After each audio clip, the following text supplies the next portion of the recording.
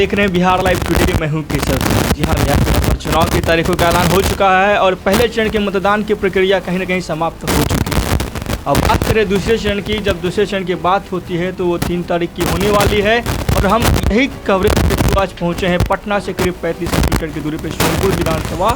और इस विधानसभा में हम आइए जानते हैं खुशी क्लिनिक के डायरेक्टर चंदन लाल से, क्योंकि वो भी अपनी जो भूमिका है राजनीति में निभा रहे हैं और सोनपुर विधानसभा से कहीं न कहीं चंदन जी अपने विधानसभा वासियों की सेवा के लिए ये तत्पर हैं और आगे आए हैं सोनपुर विधानसभा की जनता के लिए। सबसे पहले आपका स्वागत है हमारे न्यूज़ चैनल। जी thank you Bihar live today को कि आपने पटना से चल के मेरे लिए आया, इसके लिए बहुत बहुत धन्यवाद। मैं अपने सभी विधानसभा वासियों एवं बिहार वासियों आज की सुबह चरण वंदन करता हूँ। आप राजनीति में क्यों आए, सबसे बड़ी सवाल आपसे। जब शुरू किया तो हमने कोरोना के जितने क्वारंटाइन सेंटर हैं अपनी विधानसभा में, खासकर जब मैं बगल में गया तो वहाँ लड़ाई हो रही थी। तो जो भी क्वारंटाइन थे, जब लड़ाई हो रही थी मुझे पता चला क्यों लड़ाई हो रहा है, तो पता चला कि वहाँ खाने की जो है कमी थी। तो मुझे यहाँ से ये लगा कि गवर्नमेंट इतना कुछ देती है फिर भी हम आम जनता के बीच क्यों नहीं पहुँच पाता है। तो मैंने जब निष्कर्ष निकाला, पता चलता है कि जो भी आती है वो चोरी हो जाती है और जो अन्न देना चाहिए वो अन्न नहीं मिलता है, वो गड़बड़ क्वालिटी के जो है वहाँ तक पहुँच रही थी। तो हमारा यही मुद्दा है कि कोई भी किसी का भी सरकार होती है वो कभी नहीं चाहती है अपने पब्लिक को रुष्ट करना, चाहती है खुश रखे, लेकिन उनके बीच की जो कड़िया होती है, जो जनप्रतिनिधि होते हैं, वो जनता के साथ विश्वासघात करते हैं। ये मुझे बिल्कुल फील हुआ, क्योंकि बहुत से सेंटरों में पंखा नहीं थे, बहुत से सेंटरों में मच्छरदानी क्लियर नहीं मिले, जबकि सब कुछ मिलता है, लेकिन बीच में टेंडर लेने वाले जनप्रतिनिधि, इन सबों की सबसे बड़ी खामियाजा है, जनता को भुगतना पड़ता है। और रही बात, आप तो पहले भी जान लें कि बोरिंग अगर ख़राब ना हो तो जाहिर है कि पानी अच्छा खेतों तक पहुंचेगा, लेकिन बोरिंग आपका सब अच्छा है नीति सरकार, लेकिन बीच से जो भी पाइप की कड़ी जोड़ी गई है, 243 विधानसभा जो पाइप की कड़ी है, वही पाइप फूटा हुआ है जो पहले अपना खेत पटाता है, इसके बाद वहाँ जनता के खेतों तक जाते जाते वो पानी 5000 लीटर से 5 गैलन तक बन जाता है। आपने राजनीति चुनी तो सोनपुर विधानसभा क्यों चुनी? सोनपुर मेरा कार्य क्षेत्र रहा है। मैं पिछले खुशी क्लिनिक का संचालन जो है पिछले कई वर्षों से कर रहा हूँ। तो सोनपुर विधानसभा खासकर जो जहाँ आदमी अपने कार्यकाल को चुनता है वही कोशिश करता है कि अपना जो बढ़िया परफॉर्मेंस दे। आपने अपने विधानसभा क्षेत्र के लिए विकास के लिए क्या क्या सोचा है? मुझे अभी तक का जो मुद्दा लगा, सड़कें की बहुत बातें हो गई, बहुत कुछ बातें हो गई, लेकिन जो मुझे मेन विशेष मुद्दा मिला वो सबसे बड़ी मुद्दा थी हेल्थ की कमी। स्वास्थ्य सेवाओं में बहुत कमी है और शिक्षण संस्थानों में आज भी बच्चे दरी पे बैठ के पढ़ते हैं। ऐसा नहीं कि सरकार किसी चीज़ की पैसा नहीं देती है, सरकार जो है सभी चीज़ का पैकेज पहले ही घोषणा पत्र में लिखती है, सरकार बनने के बाद भी देती है और आज भी दे रही है, सारे आंगनबाड़ी को दे रही है। लेकिन अब मैंने पहले ही बोला कि बोरिंग से पानी निकलता है, लेकिन सारा करप्शन बीच में, उस बीच को करप्शन रोकना होगा तो जनता को सबसे पहले अपने आप को सशक्त बन के मतदान जो है गुड ढंग से करना हो, तब जाके कुछ बदलेगा। वर्तमान विधायक का कैसा विकास कार्य रहा है? विकास कार्य की बात करूं तो मैं किसी की बुराई नहीं करूंगा, लेकिन सोनपुर विधानसभा की आबादी जो है हमारी अभी लगभग 4 लाख के बराबर है और 4 लाख में कम से कम 20 डॉक्टर चाहिए 8 घंटे में, यानी 60 डॉक्टरों को 3 शिफ्ट में चाहिए। मुझे नहीं लगता है कि पूरे विधानसभा में 7 डॉक्टर के बजाय 6 डॉक्टर भी कंटिन्यूस बढ़िया से रहते हैं, क्योंकि बहुत सी कमियां हैं। आप देख सकते हैं, ये छुपने की बात नहीं है, जनता जनार्दन जानती है कि यहाँ क्या क्या कमी है बिल्कुल। इसलिए हर एक बातों को बार बार दोहराना भी मेरे लिए अच्छा नहीं है। अपने काम पे मैं हमेशा तैयार हूँ। सबसे बड़ी बात है कि सोनपुर विधानसभा में एशिया की सबसे बड़ी पशु मेला लगती है, परंतु इसे प्राथमिकता नहीं दिया जा रहा है। आप अगर जीत कर जाएंगे विधानसभा तो किस तरह मेला की जो मैंने कमियां देखा, मेला की कमियां ये थी कि मेला सिर्फ थिएटरों तक सीमित हो चुका है और थिएटर का मतलब है कि नाइट में सिर्फ भीड़ भाड़ लगाना। तो मेला कम, बड़ी दुकानें कम, थिएटरों की संख्या 10 से 12 हो जाती है। सबसे पहले मेला का जो मेन हमारा सांस्कृतिक चीज़ है उसको बचाना बहुत आवश्यक है, क्योंकि आज भी जो मेला में कुछ वस्तुएं मिलती हैं वो बाहर नहीं मिल पाती हैं। तो हम चाहेंगे कि हमारी संस्कृति को अगर बचाना है, बिहार की संस्कृति को, तो जितने भी पुराने मेला हैं उनको विकास की ज़रूरत है, उनको धरातल पर लाने की ज़रूरत है। पशु मेला का भी बढ़ावा देना चाहिए। और रही बात कि मेला का जो मेन समस्या क्या है कि गरीब सभी जनता गरीब दुकानदार लगाते हैं और ज़मीन काफ़ी महंगी हो चुकी है। जो भी कमाई है वो ज़मीन वाले को दे के निराश होकर लौट जाते हैं। यहाँ जो ज़मीन जो है अलॉटमेंट जो है वो बिल्कुल फ्री होनी चाहिए, कुछ चार्जेज होनी चाहिए, लेकिन बहुत प्रेशर नहीं होना चाहिए। अनदेखी नहीं करे क्या इस सरकार इस मेले को? सरकार देखिए, सरकार का सिस्टम, गार्जियन तो है अच्छा, कोई भी गार्जियन आता है कभी नहीं सोचता है कि अपनी जनता को रुष्ट करो, क्योंकि उन्हें 5 साल के बाद आना होता है। लेकिन जो बीच के भरोसेमंद होते हैं वो चीटिंग करते हैं, जैसे आज भी मेरे साथ हो रहा है। वो यार होना ये है कि मैं कुछ और सोचता हूँ, मेरे कार्यकर्ता कुछ और सोचते हैं। सब लोगों को सिर्फ जो है सुबह सुबह क्या चाहिए, मुर्गा भात चाहिए, रात में खर्चा चाहिए, पार्टी चाहिए। तो आप जनप्रतिनिधि को क्यों दोष देते हैं, क्यों बोलते हैं काम नहीं? आपको तो रात में ही सब कुछ चाहिए, दिन में वोटिंग करना है। तो ये सिस्टम सुधारिए अगर अच्छा कुछ बने। कमीशन खोरी को हटाना है क्या? आप सबसे मुख्य मुद्दा आपके विधानसभा में कमीशन खोरी सबसे बड़ी समस्या अभी के समय में पूरे भी है, पूरे बिहार ने, पूरे भारत देश की स्थिति खराब है। सरकारी कर्मचारी जो है सिर्फ बैठने का चार्ज जो है लेते हैं, बाकी काम करने का तो चार्ज पब्लिक देती है। तो ये सिस्टम हम लोगों ने तैयार किया है, ये जनता के द्वारा तैयार किया गया सिस्टम है, सरकार के द्वारा नहीं। कैसे ये देने वाले को लगता है कि जब तक हम नहीं देंगे तो मेरा काम नहीं होगा, तो इसमें सरकार की क्या दोष है? अच्छा, सोनपुर विधानसभा के युवाओं के लिए आपकी क्या सोच है? देखिए, एजुकेशन सिस्टम है बिल्कुल नहीं, बच्चों को पढ़ने के लिए कोटा वगैरह जाना पड़ता है, तो इसके लिए एक एजुकेशन हब बहुत ज़रूरी है। यहाँ प्राइवेट यूनिवर्सिटी, डीम्ड यूनिवर्सिटी भी बहुत कम है, इसका डेवलपमेंट बहुत ज़रूरी है, खासकर छपरा जिला में और सोनपुर क्षेत्र। बहुत ज़मीनों की कमी नहीं है, और अब तो नया गांव जो है, खासकर नया गांव सोनपुर जो है पटना के करीब है, यहाँ मुख्यालय से दूर हम लोगों का पड़ता है मुख्यालय, जिसके कारण छपरा तक हम लोगों को जाना पड़ता है। एक छोटी केस भी होता है छपरा कचहरी। तो ये सबसे ज़रूरी बात है कि सोनपुर को अपने करीबी मुख्यालय से जोड़ लेना चाहिए, या पटना से जोड़ लेना चाहिए या वैशाली से, क्योंकि ये जो कम से कम शीतलपुर दिलवाड़ा तक का जो मैटर है, ये हमारा विधानसभा का जो भी मुख्यालय होना चाहिए वो हमसे नज़दीक होना चाहिए, क्योंकि मुख्यालय की दूरी जो है 50 किलोमीटर से लगभग 50 किलोमीटर के दायरे में आता है, और काफ़ी भीड़ भाड़, जाने में 3 से 4 घंटे का समय आज भी लगता है, क्योंकि जो भी मुख्यालय है मार्केट पार करने के बाद है, काफ़ी भीड़ भाड़ होता है।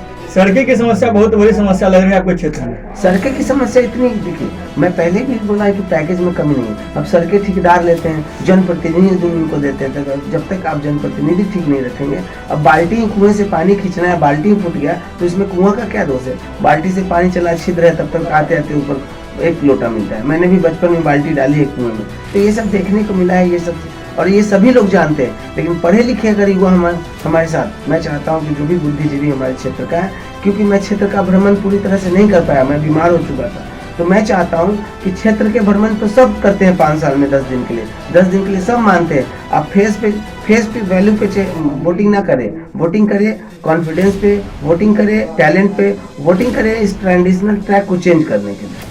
क्योंकि ये जो मुद्दा बन गया अभी, सिचुएशन इतना गड़बड़ है कि कब कौन किस पार्टी में घुस जा रहा है, कौन किस जाति से मिल जाता है, तो ये जातीयता मुद्दा के कारण सारी समस्याओं का जड़ है। इसको जनता को खत्म करना चाहिए। बड़ी पार्टियों को तो मजबूर है, वो जान रहा है कि फलना जात को मिला लेंगे तो उनका पूरा वोट हो जाएगा, चिल्ला जात को मिला लेंगे तो पूरा वोट हो जाएगा। तो ये सिस्टम हमारी कमी है। आज हम अगर कोई जाति से बिलोंग करते हैं, हम कहीं जाते हैं तो पूरा झुंड उसी के साथ चला जाता है। उनको सजा देना चाहिए हम जनप्रतिनिधि को कि झुंड मत घूमो, ये दल बदलू है, ये यहाँ वहाँ जा रहा है, ऐसा नहीं होना चाहिए। दल बदलू का मतलब ये दल बदलने की बात नहीं, कभी यहाँ कभी वहाँ जाना, ये दिखाता है कि आप अपने स्वार्थ के लिए कहीं भी चले जाते हैं। जैसा कि मैंने जदयू में भी कोशिश किया था जाने के लिए, क्योंकि मैंने मनोभावना अभी ग्रामीण क्षेत्र में है, मेरा प्लेटफॉर्म राजनीतिक प्लेटफॉर्म नया था, तो मुझे कुछ लोगों ने बोला टिकट मिल जाएगा, तो मैं भी एक गलतियाँ कर चुका हूँ। तो अब गलती, मैं किसी पार्टी में नहीं जाऊंगा। पहली बात, मैं उसी पार्टी में जाऊंगा जीत के बाद कि जहां जिसकी सरकार बने उसके साथ जाके उसको समर्थन देके अपने जनता का विकास करूं। क्योंकि सोनपुर का स्थिति है, जब भी हुआ है अधिक रूपों में, जब भी आया है विपक्ष इस विधानसभा में आया है, तो बार बार आप विपक्ष क्यों कर रहे हैं, दल क्यों कर रहे हैं? आप एक बार निर्दल पे भरोसा करके तो देखें। सोनपुर विधानसभा में जो महिला वोटर है, कहीं ना कहीं पुरुष वोटर से कुछ ही कम है।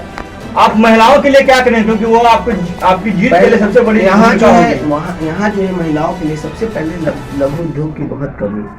सबसे पहला जो मेरा नेचर होगा वर्क करने का, वो लघु उद्योग, स्वास्थ्य सेवा और शिक्षा संस्थान पे होगा। बाकी सेवा के लिए मैं दूसरे फेज में काम करूँगा। फिर महिला सुरक्षा की बात की जाए तो क्या उसके लिए आप क्या कदम उठाएंगे?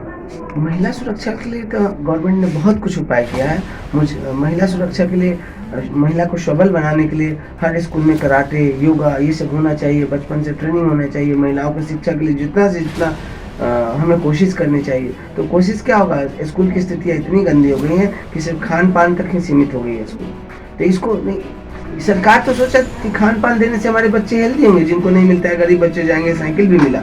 तो हम यही बोल रहे हैं कि उनकी कोई कमी नहीं। मैं बार बार बोलता हूँ कि कमी का रीज़न आप ढूंढिए और उसको सबसे पहले खत्म कीजिए, सारा मुद्दा खत्म हो जाएगा। जहाँ शिक्षित जनता होगी सब अपने आप ठीक हो जाएगा। सोनपुर विधानसभा से हमारे साथ हैं खुशी क्लिनिक के डायरेक्टर चंदन लाल जी।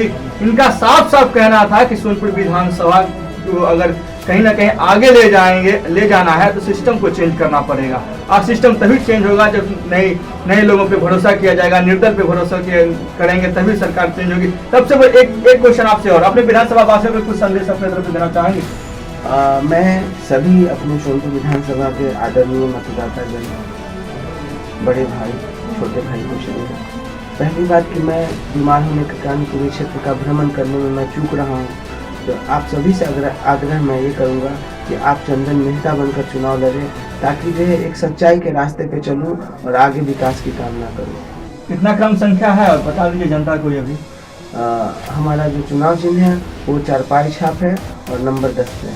इसीलिए आप 3 तारीख को भूले नहीं, यह त्यौहार मनाएं और मेरे साथ मिलकर विकास के रास्ते चले। 10 नंबर पे बटन दबाएं, चुपचाप खटिया छाप। भारत की स्वतंत्रता तक की करीब 70 सालों से ज़्यादा हो चुकी है, स्वतंत्र हो चुके हैं, परंतु गरीबी अभी तक समाप्त नहीं हुई है। इस पे आपकी सबसे बड़ी जो बात होगी, गरीबी मिटाने की बात होगी, सबसे बड़ी भूमिका आपकी क्या होगी? तो पूरा दुनिया जो है सबसे पहले भगवान को मानता है, तो भगवान को सबसे ज़्यादा पूजने में भी गरीब ही आगे है। नेता के पीछे सबसे ज़्यादा रैलियाँ भरने में गरीब ही आगे है। पूरे हॉस्पिटल में गरीब ही अशिक्षा होने के कारण बीमार है। तो कहने का मतलब सारे लोग गरीबों का ही, पूरे कोर्ट कचहरी में जाएंगे तो गरीब ही हैं। जेल में सबसे ज़्यादा गरीबों की ही संख्या है। यानी पूरे अर्थव्यवस्था को मजबूत करने में सिर्फ गरीबों का ही हाथ है। तो सारा पैसा तो उनका लोगों को मजबूत करने में ही खत्म हो जाता है। सारा इंडिविजुअल टैक्स जो है गरीब ही भरते हैं। तो कहने का मतलब मेरा ये है कि 85% जनता गरीब है जो अमीर का भरण पोषण करती है। वो कभी गरीब नहीं है, वो गरीब हम लोगों ने बना दिया है, हमारी व्यवस्था ने बना दी है। अगर इसको मजबूत करना है तो बस उनको 2 किलो अनाज की जगह आप उनकी जगह शिक्षा का व्यवस्था मजबूत करें और पूरा स्वास्थ्य व्यवस्था को बहाल करें। क्योंकि 2 किलो चावल का दाम 100 रुपये हो सकता है, लेकिन अगर हम हॉस्पिटल की व्यवस्था कर देते उसी घर का आदमी बीमार होकर 10,000 रुपये जाकर प्राइवेट हॉस्पिटल में बर्बाद करते। तो मेरा मुद्दा ये है कि गरीबी दूर करना है तो शिक्षा और स्वास्थ्य दोनों बहाल करना पड़ेगा, ताकि लोग गरीब को शिकार ना बना सकें। और रही बात अपने देश की तरक्की ना होने का कारण, तो जब अंग्रेज़ ने 200 सालों का बिल्डिंग बनाया हुआ नहीं ढहा, लेकिन आज हमारे बीच के जनप्रतिनिधि जो भी रोड वगैरह बनाते हैं, बिल्डिंग बनाते हैं, वो बहुत जल्दी गड़बड़ हो जाता है। अगर जो सड़क का निर्माण होता है, एक बारिश में गिट्टियाँ दिखने लगती है, दूसरे बारिश में गड्ढे दिखने लगते हैं और तीसरे बारिश में जो है रोड ही समाप्त हो जाती है, ताकि दोबारा टेंडर ठेका मिल सके। लेकिन अपना घर बनाना हो तो 30 साल 50 साल 2 पुश्त चली कि ना चली, ये क्वेश्चन जरूर हो खेला। तो ये कब तक सुधरी, एजुकेशन व्यवस्था कब तक सुधरी? यही चलते ज़रूरी बाटे कि कम से कम बढ़िया से इन चीज़ों के बहाल करल जाओ, तभी बिहार ठीक हो। भोजपुरी बहुत अच्छा बोला था। कारण यही बाकी हम हमेशा गांव से जुड़ल रही, जमीन से जुड़ल रही, तो भोजपुरी बोले में भी हमरा कोई समस्या नहीं है। चंदन मेहता जी, आपसे एक क्वेश्चन है, क्योंकि बिहार की राजनीति में कहीं न कहीं सफ़ेद कपड़े को लोग ज़्यादा रूप से देखते हैं, नेताओं को खासकर। आप सफ़ेद कपड़ा क्यों नहीं पहनते? ये तो गजब फंसाने वाला क्वेश्चन किया आप। एक्चुअली मुझे फॉर्मल पहनने का हमेशा से आदी हूँ मैं, और मुझे फॉर्मल ही अच्छा लगता है। रही बात सफ़ेद कपड़े का, तो मुझे सभी लोगों ने रास्ते में बोला कि आपको कोई पहचान नहीं पाता है, पूछना पड़ता है, या आपकी दाढ़ी से पहचान है। तो मैं ये बताना चाहूँगा कि मैं जिस दिन सफ़ेद कपड़ा का जो दाग रूपी जो लोग सोचते हैं, आज जो भी जनता है भ्रष्टाचारी बोलते हैं, जबकि मेरा परिधान जो है सांस्कृतिक है। उस संस्कृति का परिधान मैं पहनूंगा जब मुझे लगेगा कि नहीं, ये दागदार नहीं है, ये दागदार को मैं ख़त्म कर सकता हूँ। ये अभी इतनी बदनाम हो चुकी है कि हर आदमी नेता अगर सफ़ेद ड्रेस पहन के निकलते हैं तो नेता लोग से भी बहुत ज़्यादा लोग घृणा करने लगे हैं। मुझे ये भी माहौल, अच्छे अच्छे बच्चों से मुझे बात होती है, तो मैं चाहता हूँ कि सफ़ेद कपड़ा डालूंगा, लेकिन अभी नहीं, जब तक मुझे लगा नहीं कि मैं विकास कर सकता हूँ, मैं कॉन्फिडेंसली आ सकता हूँ। विधानसभा क्या पहन कर जाएंगे तब? क्यों विधानसभा? सफेद मेरे जैसे क्या? लोगों को तो ब्लैक पहन के जाना चाहिए। ब्लैक। जी। विधानसभा ये चंदन मेहता जी का साफ साफ कहना है कि सफ़ेद कपड़ा अभी के समय में बहुत गंदा हो चुका है। कहीं ना कहीं अगर हम जीत के जाएंगे तो पहले काले कपड़े से शुरुआत करेंगे और सिस्टम को चेंज करेंगे। सफ़ेद कपड़ा तभी पहनेंगे जब सिस्टम चेंज होगा। हमारे साथ लगातार जुड़े थे चंदन मेहता जी। हम पटना से करीब 35 किलोमीटर की दूरी पे हैं सोनपुर विधानसभा में। यहाँ पे हम आए हैं मुलाकात करने के, चुनावी दौरा पे पहुंचे हैं। हर क्षेत्र में हम घूम रहे हैं, लगातार घूम रहे हैं। हमारे साथ सहयोगी रजनीश जी हैं। लगातार जुड़ने के लिए बहुत बहुत धन्यवाद। बिहार लाइव टुडे से जुड़ने के लिए बहुत बहुत धन्यवाद।